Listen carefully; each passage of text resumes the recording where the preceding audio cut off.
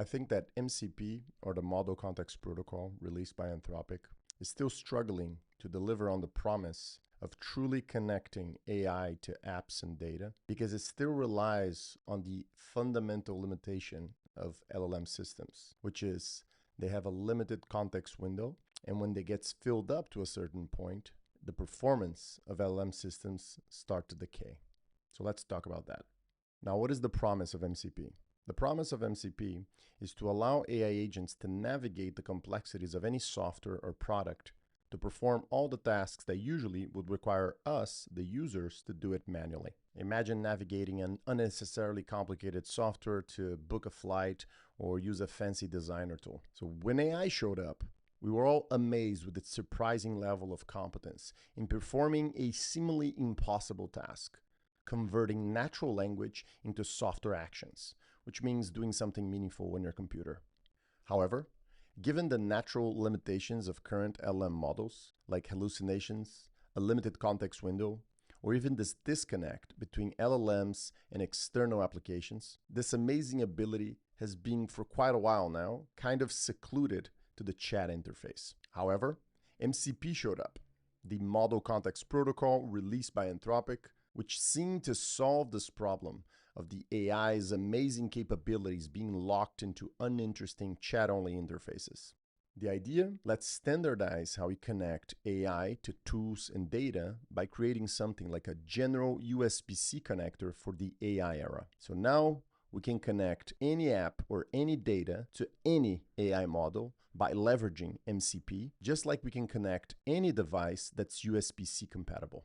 Folks, disclaimer, today's video is sponsored by Storm MCP Gateway. Now, if you're juggling a bunch of AI tools with different APIs and auth, Storm gives you one secure gateway to connect them all so you build instead of wiring and plumbing. Now, what's cool is that every server in Storm is vetted and performance tested, so you get enterprise-grade credential management and complete observability. You can literally see every request and response in real time. It works with Claude Desktop, with Client, with Claude Code, with Cursor, pretty much any MCP client, and you can be up and running super quickly with their one-click setup. There are over 100 plus MCP servers ready to go, like Slack, GitHub, Brave Search, so your AI can actually take action across your stack. Hit the link in the description to try Storm MCP Gateway today and start building your own AI toolkit in minutes. Big thanks to Storm MCP for sponsoring today's video. So the promise of MCP is pretty clear.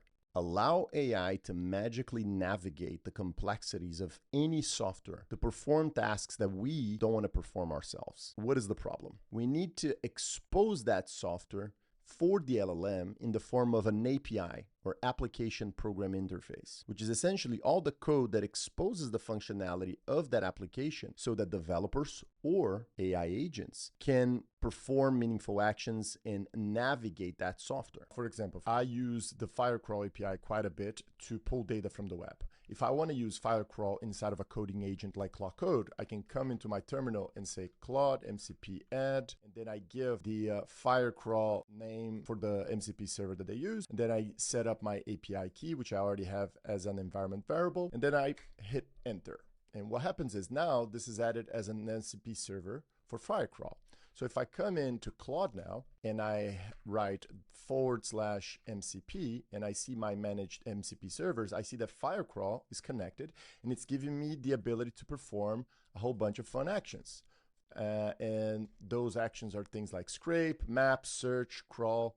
So all of these are tools built on top of the Firecrawl API. So this is cool. And why is it cool? Because now I can say things like use the Firecrawl API MCP tool to pull the docs for, let's say, the OpenAI responses API and save it locally in a folder. So now what's going to happen is that Claude is going to use the Firecrawl MCP tool to pull that data. And before it does that, it will ask me for permission to run it. And it's asking me here permission to run Firecrawl search. And then I'm going to give a permission, and we're going to skip to the step where this whole thing is done. Now it's asking me permission to scrape now that I found the right information. So now Claude is done with my request, and Claude, using the Firecrawl MCP, was able to use different capabilities from the API that are wrapped around different MCP tools like scrape, search, map, and was able to perform all the actions that I requested. And all the docs are now saved and everything looks pretty awesome. So that's the power of MCP. And now let's go back to the video. The issue is that usually this code involves a lot of context, a lot of information, and that quickly fills up the context window of an LLM system. Now, loads of interesting research papers came out over the last year showing that LLM's performance on a task will decay as a sort of function of its input size, meaning that bigger the context the model has to deal with, bigger the chance the model will make a mistake, hallucinate, or just plainly give out the wrong answer. When an agent performs a task, the agent will read documents, process data, execute tools, read the execution of those tools, and then finally, hopefully, reach an answer that the model might give back to the user.